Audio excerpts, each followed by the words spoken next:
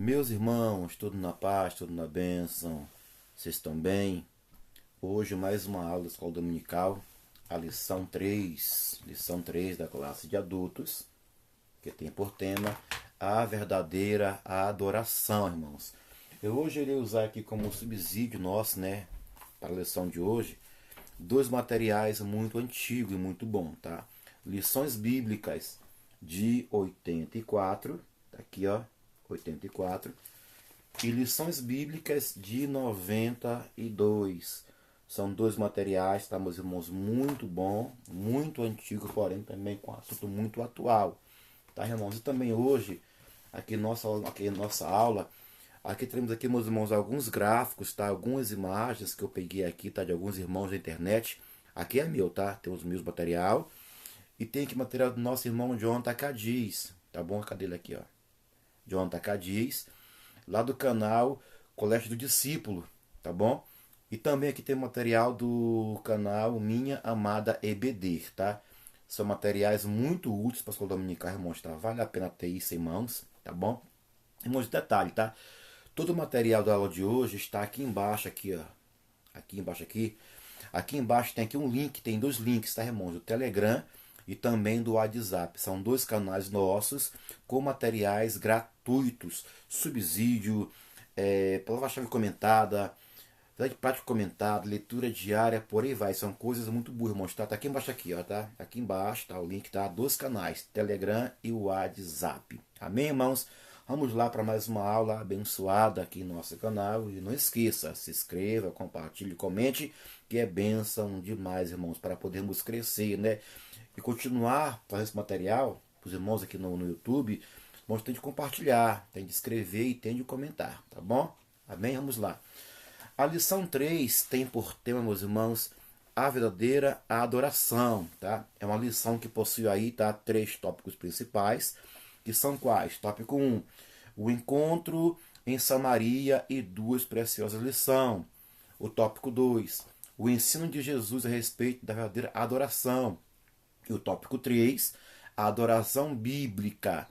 É uma lição, irmãos, que nos mostra, em quais áreas de nossas vidas nós podemos aplicar as palavras rendição, a palavra adoração, a palavra gratidão e serviço a Deus.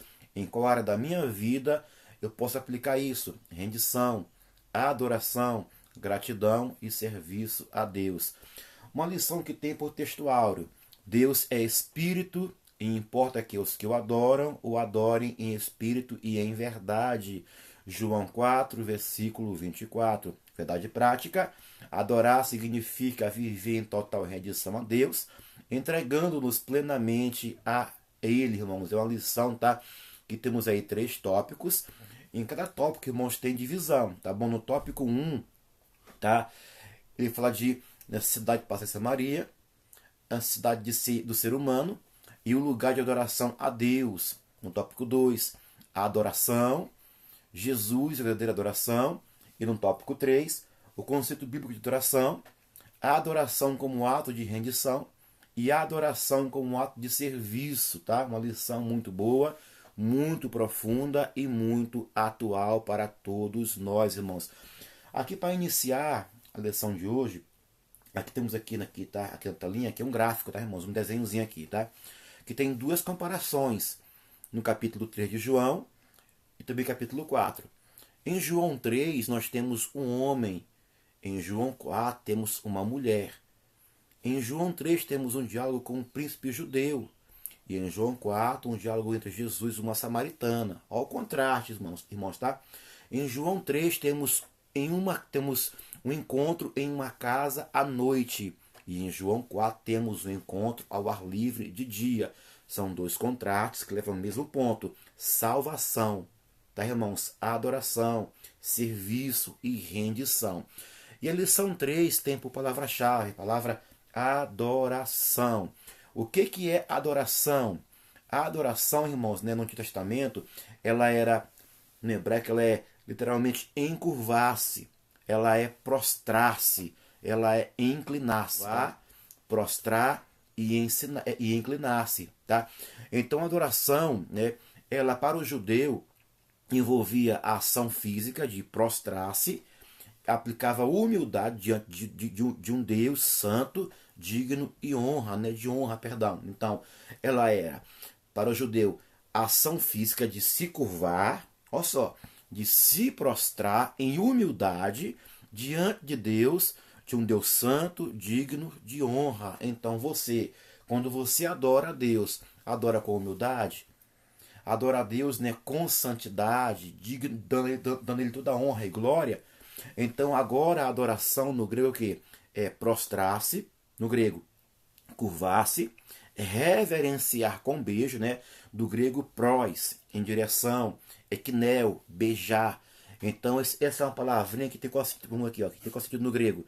Ela é adorar, né? Então adorar não é só sentir, é também agir, é também servir, submeter-se. Então adoração é isso, é eu sentir Deus na minha vida, é eu agir perante Deus, né? É eu servir a Deus com submissão. Então muitos cantam, muitos pregam, muitos oram, mas poucos adoram, porque adorar é isso, é eu sentir Deus. Tem muito irmão pregando, tem muito irmão orando, tem muito irmão cantando, mas não sente mais Deus em nada. Irmão, que perigo, tá? Não estão mais agindo, não querem mais servir, mas querem ser visto. Adorar é isso, é servir, é submissão total a Deus, irmãos. Vamos lá, mais uma vez, a lição de hoje, no tópico 1, diz assim: o encontro em Samaria e duas preciosas lições, irmãos. Vamos lá para o tópico 1 de nossa revista. Olha só, antes do tópico 1, aqui uma falha minha, tá? É normal, estamos aqui, tá? Estamos em aprendizagem. A lição me possui introdução. Eu não posso pular etapas, tá?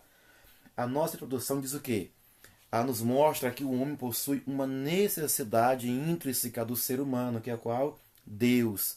Todos nós dependemos e queremos Deus, irmãos, tá? Então João 4 nos mostra essa carência espiritual. Irmãos, eu hoje, né, mais uma vez, não quero aqui ler toda a revista, tá bom? Não vou ler toda, tá? Eu vou só aqui aplicar dos irmãos alguns pontos da lição. Tópico 1 tem por tema o encontro em Samaria e duas preciosas lições. Olha só, Jesus Cristo, ele em sua jornada, tá bom? Senta-se junto a um poço. Irmãos, detalhe, olha só isso aqui, ó. O poço, tá? O poço, aqui ó, o poço.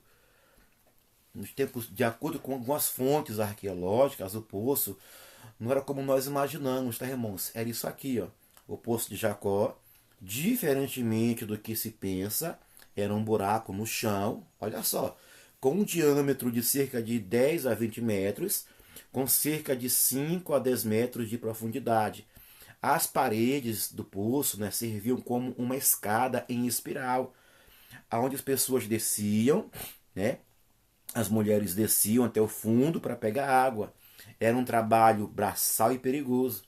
Por isso as mulheres sempre estavam em um grupo para tirar água.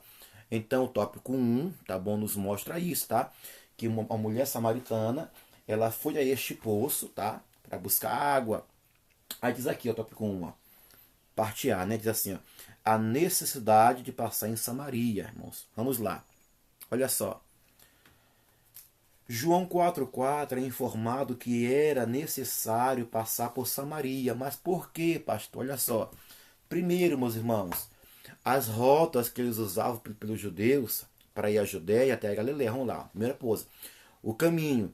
A distância de 140 quilômetros hoje, por estar em zona de fronteira com a Jordânia e a Palestina, o seu percurso é impraticável, atualmente é impraticável, tá bom? Jerusalém. Até a Galileia, segundo o vale do Rio Jordão. Iam por lá, tá? O caminho percorria o deserto da Judéia até Jericó. Ia pelo vale do Rio Jordão até Bet-Sheon. Era o caminho que os judeus faziam para ir às festas de preceitos em Jerusalém. Exemplo, Páscoa, Pentecostes, tendas, tá? Então Jesus, na sua infância, percorria este caminho com a sua família. Segundo, né, esse trajeto. O segundo trajeto era qual? Era uma distância um pouco menor, tá bom? 120 quilômetros. Não era percorrido pelos judeus devido à presença dos samaritanos. Entretanto, Jesus, com os discípulos, ele percorreu este caminho, seus irmãos, um pouco menor, tá?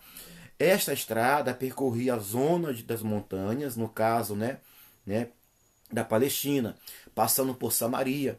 Os judeus não faziam este caminho, pois consideravam um território impuro. Jesus percorreu este caminho. Os evangelhos narram várias passagens: a cura do leproso, o encontro com a mulher samaritana no poço de Jacó e por aí vai. Terceiro caminho, uma distância um pouco maior, tá bom? É o caminho mais longo por Jerusalém até o litoral, torna um caminho mais longo.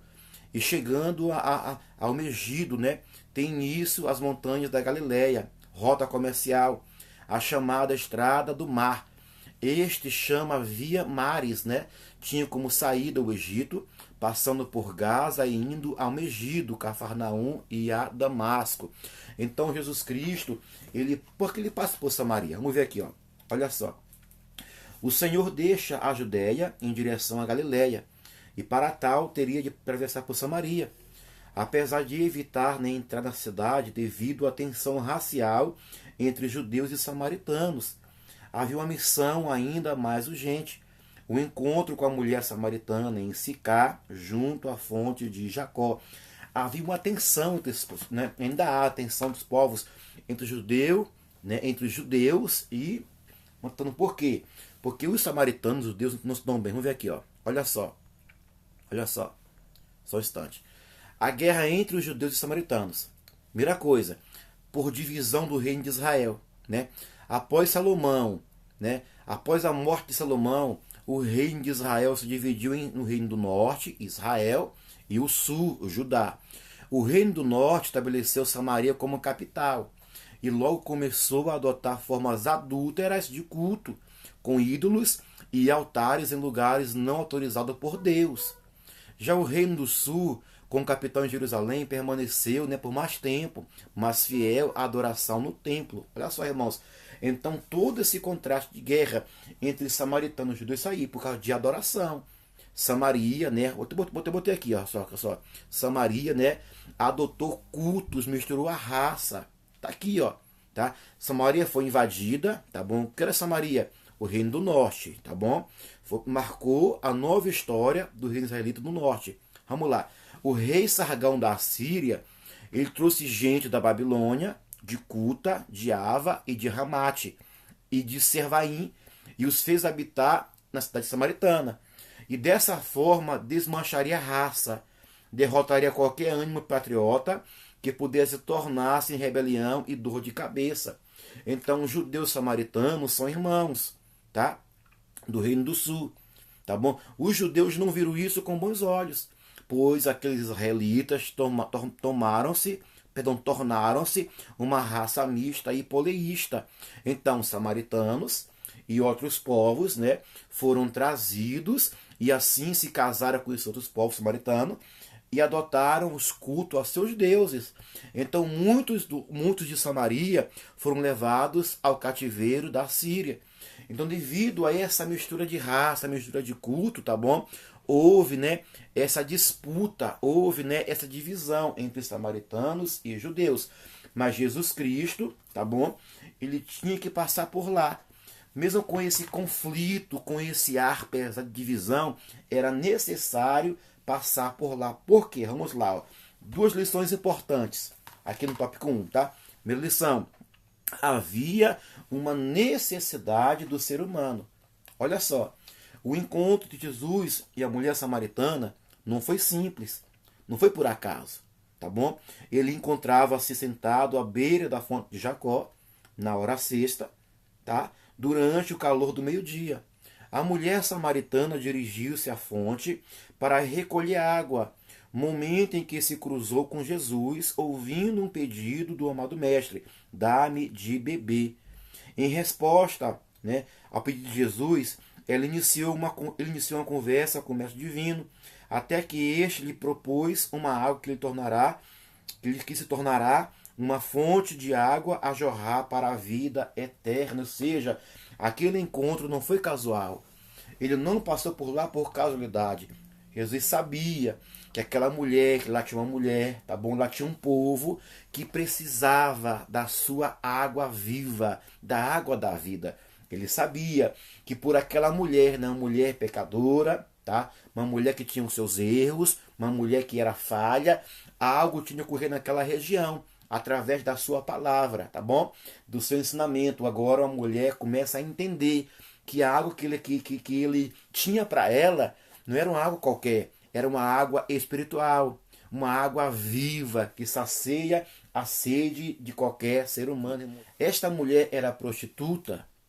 Ouça isso aqui. A Bíblia nunca diz que a mulher samaritana era prostituta. Essa é uma teoria comum em tradições populares ou pregações. Mas o texto diz, uma mulher pecadora. Olha só. Sabemos que em João 4 é que Jesus disse a ela, você já teve 5 maridos e o homem com que agora vive não é teu marido. João 4,18. Com base nisso, algumas pessoas inferem que ela teria uma vida moralmente questionável. No entanto, há várias possíveis interpretações. Primeiro, um casamento legítimo e tragédias pessoais. Ela pode ter sido casada várias vezes e perdido os maridos por morte ou divórcio. Pode, tá bom? Aqui são, né, algumas visões, tá bom? Algo que era relativamente comum na época, especialmente se os maridos abandonaram. A lei judaica e samaritana permitia o divórcio, e a mulher muitas das vezes era vítima nessas situações. Segundo, relacionamentos fora do casamento. Outra visão, né? Pode ser estar como um homem que não é seu marido. Pode indicar um relacionamento fora dos padrões esperados, mas não implica necessariamente prostituição. E terceiro, né, a visão social e econômica. Mulheres naquela época tinham pouco poder sobre as suas próprias vidas matrimoniais. Ela pode ter estado numa situação de dependência social, sendo forçada a viver com o homem por proteção ou sustento. Então, meus irmãos, prostituta não era, tá? É uma visão que muitos colocam. Era uma mulher pecadora, tá bom? Pecadora. Vamos lá. Aqui no tópico 1, para 5.3, ó. O lugar de adoração a Deus. Dando seguimento à conversa com Jesus, a mulher samaritana questiona sobre aonde deveria ocorrer a verdadeira adoração, se em Jerusalém ou no Monte Gerizim. Neste diálogo, a samaritana procura entender o local apropriado para adorar a Deus, irmãos. Olha só, por quê? A visão de um judeu, né? E o judeu é essa aqui, ó. Que o culto a Deus, ele é feito, né? Ele é centralizado para o judeu. É um culto centralizado em local específico, como um tabernáculo e mais tarde em templo. E aqui a mulher, né, pergunta se a adoração a Deus era em Jerusalém ou em Gerizim. Ou seja, para um judeu, a ênfase do culto estava na presença de Deus. Mas tinha sacrifícios de animais, tinha oferta, incenso, rituais e festas. Para um judeu, a forte ênfase no sistema sacerdotal levítico, ou seja, os sacerdotes, eles eram os mediadores entre Deus e o povo. Então, para um judeu, apenas o sacerdote, né, poderia entrar no templo, né, no Santo dos Santos, e uma só vez no ano. Então, para um judeu, né, que no caso, a adoração, ela era expressa, muitas das vezes, por músicas, por danças, por jejum, por vestes sagradas, por símbolos visuais como a arca, o altar. Tudo era feito com muita reverência e temor. A adoração para um judeu, muitas das vezes, era coletiva, com distinções claras entre o sagrado, o profano, puros e impuros. Agora vem aqui Jesus Cristo, aqui, ó. Olha só que forte, tá? Em resposta à sua indagação, o nosso Senhor revela uma nova forma de culto. Está aqui, ó. Jesus rompe, né, esta centralização. Agora o culto a Deus é feito como? Em espírito e em verdade. A adoração se torna descentralizada. Agora cada crente é o templo do Espírito Santo. Tá bom? Então o sacrifício de Jesus substitui todos os sacrifícios. Não tem mais animal morto no altar. Não tem mais, né? Tá aqui, ó. Olha só. Não tem mais, né? Não tem mais aquela oferta de incenso. Não tem mais rituais. Agora tudo resume ao Calvário. Agora a adoração passa a ser baseada na graça e não em rituais, irmão. Que maravilha, né? Coisa boa, maravilha. Então todos os crentes são agora chamados de sacerdócio real. Agora temos acesso direto a Deus por meio de Jesus Cristo. Coisa boa, irmãos, né? Coisa do céu. Então a adoração no Novo Testamento inclui músicas, inclui oração, inclui comunhão, mas com ênfase na intimidade com Deus, sinceridade, transformação de coração. Ou seja, adoração é isso, né? É intimidade com Deus, é sinceridade, tá bom? É transformação de coração. A adoração se expressa também em vida prática, como atos de justiça e de amor. A adoração é inclusiva. Ela transcende barreiras étnicas, culturais, sociais. Agora, judeus e gentios estão unidos em Cristo como adoradores. Aleluia. Agora, todos nós podemos adorar livremente. Aquele cenário que a mulher falou, não, Jesus Cristo, a adoração verdadeira, ela é em Jerusalém, no Monte Gerizim. Ele, não, minha filha, agora a adoração é em espírito e em verdade. Tá? Aqui, meus irmãos, nós encontramos uma segunda lição valiosa. O autêntico culto de adoração a Deus, que satisfaz necessidades humanas.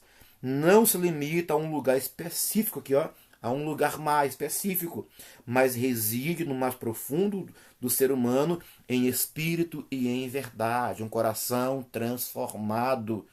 A adoração verdadeira é feita com o coração transformado, irmãos. Agora eu posso adorar Deus em espírito e em verdade, irmãos, tá bom? Vamos lá, irmãos, para o tópico 2, que tem por tema o ensino de Jesus a respeito da verdadeira adoração. Maravilha, o tópico 2, né, tem por tema o ensino de Jesus, está aqui, tá? A verdadeira adoração. É um tópico com 2 subtópicos, que é o qual? O primeiro subtópico, a adoração, e o segundo, Jesus, verdadeira adoração, meus irmãos. Verdade sobre o diálogo entre Jesus e a mulher samaritana. Primeira coisa, Jesus Cristo não faz acepção de pessoas. Ele não faz isso, tá bom? Os judeus não se comunicavam com os samaritanos, mas Jesus quebra essa barreira cultural, barreira religiosa e social. Jesus fala com uma mulher samaritana e de má reputação. Isso mostra o amor inclusivo de Deus, tá bom? Segunda coisa, Jesus Cristo é a fonte da água da vida, tá? Jesus oferece água viva, que é o símbolo da vida eterna, da satisfação espiritual completa. Só Jesus pode saciar a sede mais profunda da alma humana. Terceira coisa, a verdade confronta o pecado com a graça. Música muito forte, irmão. Do céu. Jesus revela o pecado da mulher, mas sem condená-la. Ele expõe a verdade com amor.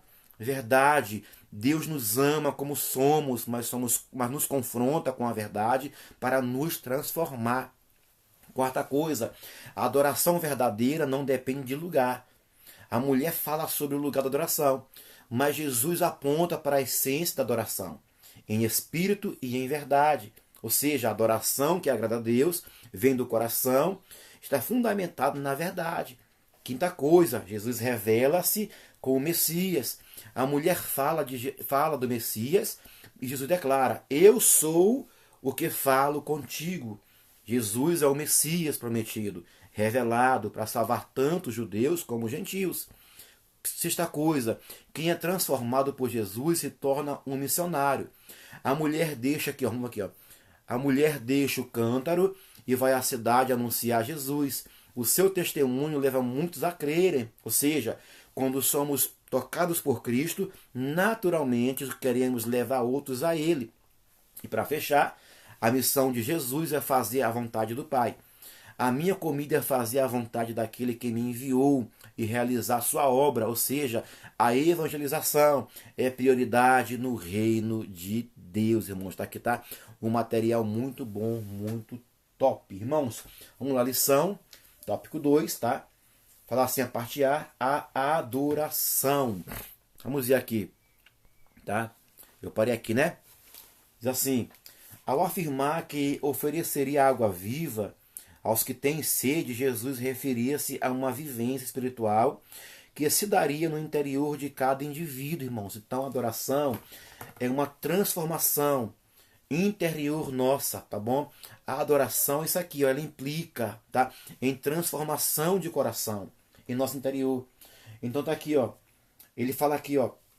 Quer ver? A água que eu lhe der se tornará nela uma fonte de água a jorrar para a vida eterna.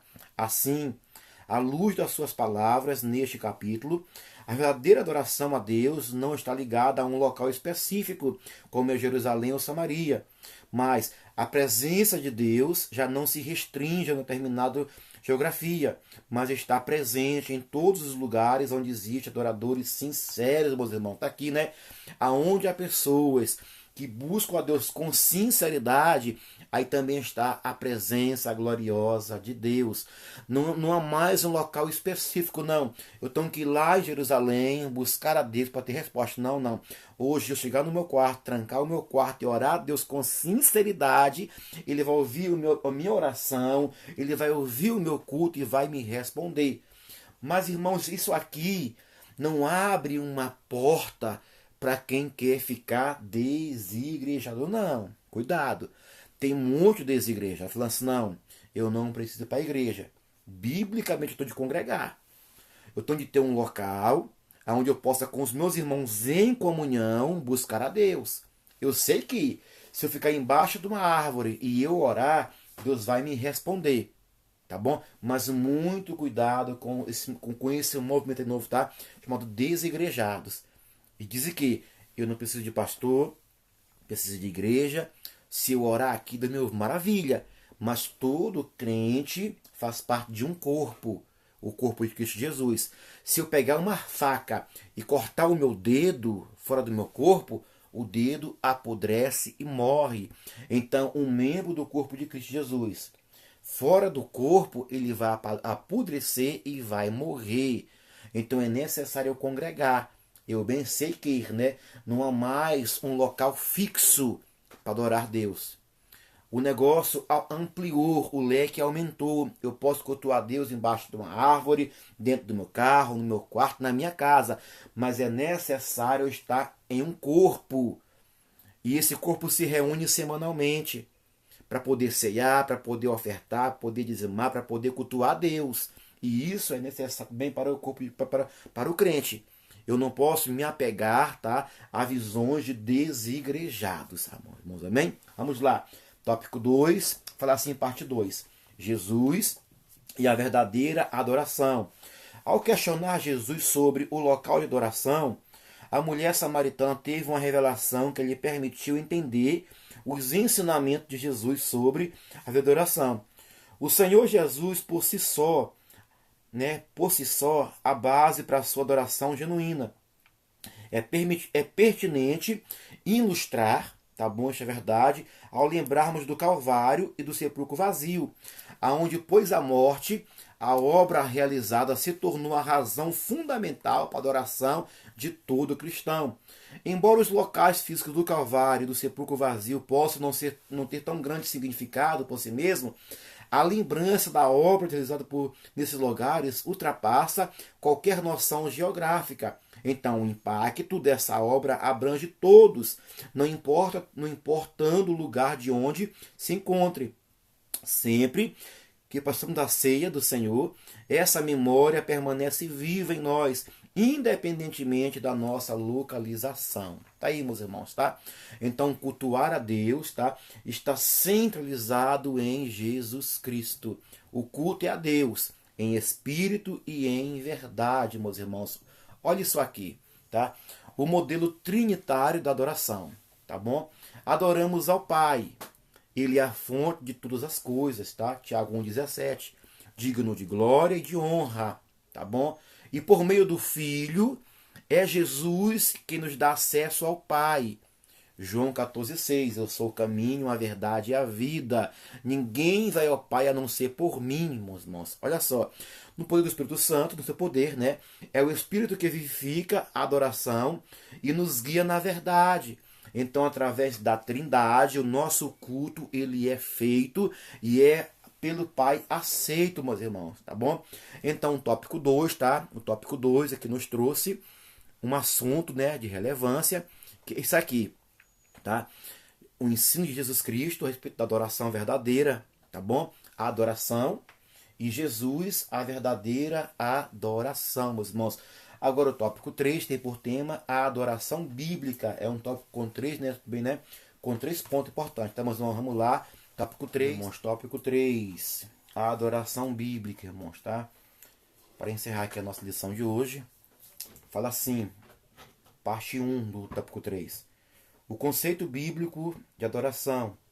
Na língua hebraica existe uma expressão chamada Hishtahar, que transmite a ideia de manifestar um temor reverente, admiração e respeito característico da adoração. Ou seja, né, a adoração ela manifesta a ideia de temor, de reverência, de admiração e respeito característico da adoração.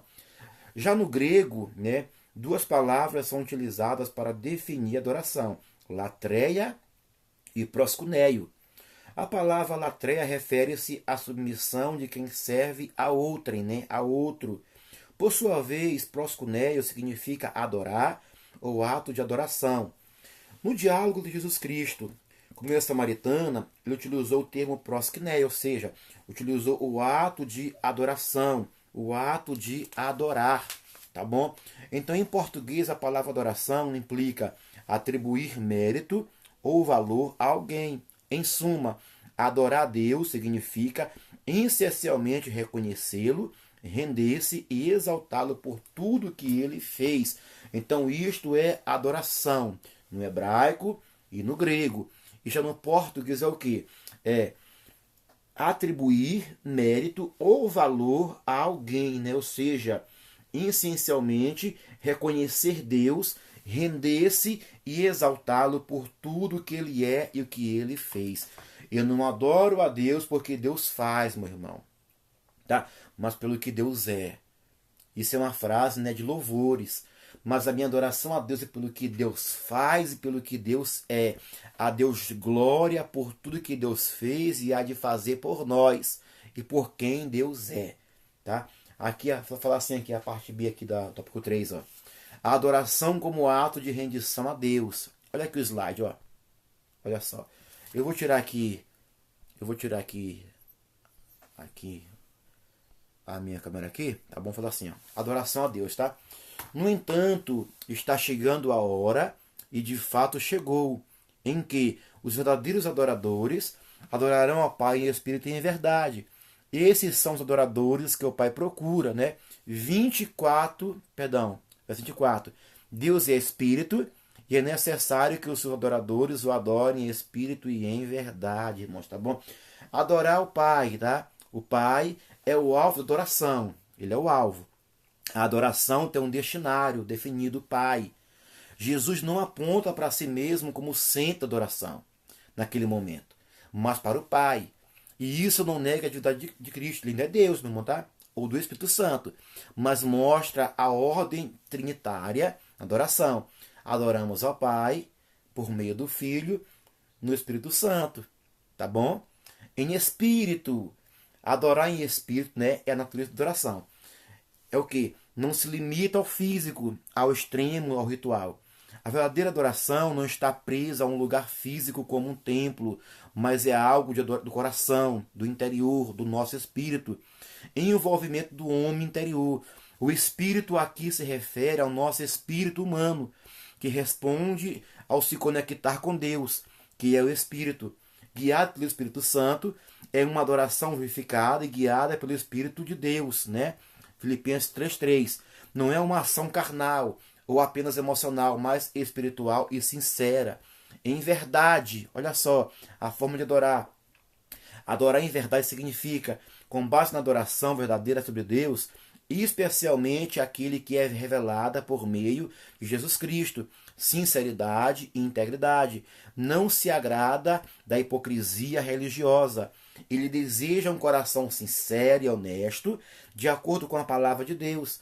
A verdade de Deus é o padrão de adoração. Toda adoração verdadeira é teologicamente correta e fundamentada na Escritura. Tá vendo aí, meus irmãos? Então, né, tudo isso aqui, né? Adoração em espírito e adoração em verdade. Isso aqui, no slide, tá, meus irmãos?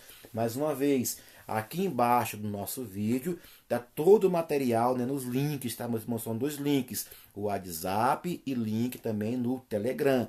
São 2 canais, meus irmãos, top, material gratuito, slide, subsídio, videochamada, leitura diária comentada, leitura diária em vídeo. É coisa muito boa. Vai lá, tá bom? É de graça, não paga nada por isso. Vamos lá. Lição 3, mais uma vez, tá? Tópico 3, parte 2. Adoração como ato de rendição a Deus, tá bom?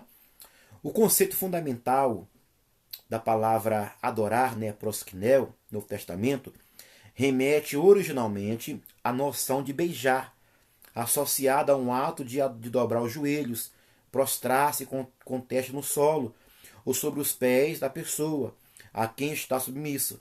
O episódio da mulher pecadora ilustra bem esse significado, Lucas 7, tá, meus irmãos?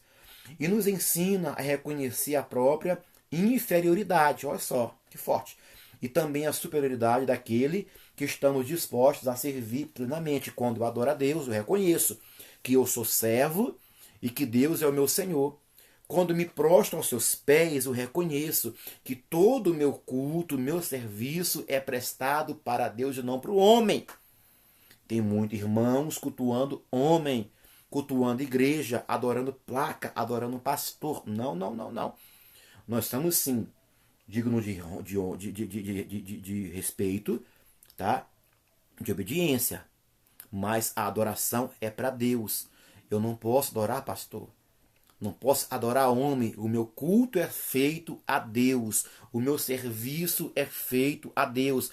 A adoração verdadeira é prestada a Deus. Eu não posso jamais me prostrar para o homem como um sinal de culto, mas prostrar para Deus, como sinal de adoração e de reverência, meu irmão. Para fechar, a adoração é um ato de serviço a Deus. Olha que forte. O serviço a Deus está profundamente associado à adoração. Esse é um ato espontâneo que demonstra o nosso reconhecimento da soberania de Deus sobre tudo. Assim, o serviço que prestamos a Ele, ou seja, cumprir os seus propósitos para nós, exige uma entrega total da nossa vida como sacrifício vivo ao Senhor. Romanos 12:1. De tal forma que não podemos servir a 2 senhores, mas somente a um. Trata-se de uma entrega completa a Deus através de nossa existência. Olha que forte, irmão. Então, quando eu adoro a Deus, eu estou servindo. E quando eu servo a Deus, eu estou adorando. Se eu estou pregando, limpando a igreja, estou cantando, eu estou fazendo algo na igreja, estou regendo, eu estou adorando, meu irmão, a Deus. Então, o teu serviço a Deus é uma forma de adoração sincera, contínua a Ele. Amém? Não é para o homem, é para Deus. É feito para Deus. Se você faz algo na igreja para o homem, pare com isso. Faça para Deus, que isso é um culto feito a Ele. Maravilha? Para fechar, ó, uma experiência interior de adoração. Sentimos uma necessidade profunda de adorar a Deus, conforme é lembrado em Salmos 42. A minha alma tem sede de Deus, o Deus vivo. Quando entrarei e me apresentarei ante a face de Deus. A gloriosa presença do Senhor Deus Todo-Poderoso satisfaz todas as carências da pessoa. Assim, a verdadeira adoração envolve uma postura interior que permite ao crente estabelecer um vínculo profundo com Jesus Cristo, reconhecendo como Senhor e Salvador de nossas vidas. Olha que forte. A minha alma tem sede de Deus, o Deus vivo.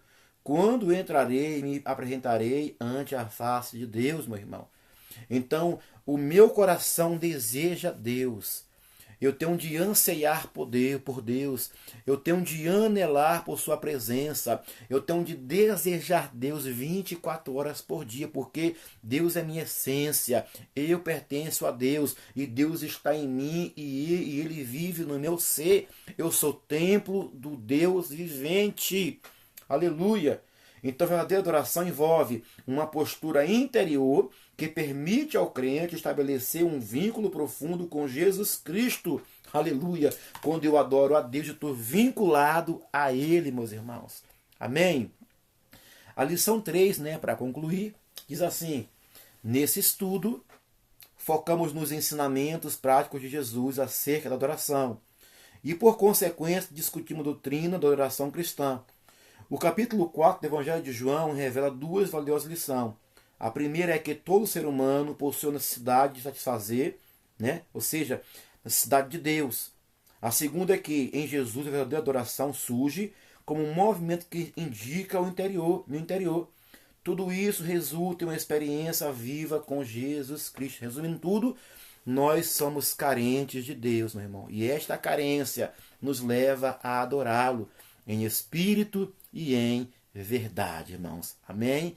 Lição 3, maravilhosa, tá, meus irmãos? Aplique na classe, ela com sabedoria, com diligência, com temor e com reverência a Deus, porque ao ministrar esta aula, tu também está adorando a Deus em espírito e em verdade. Amém?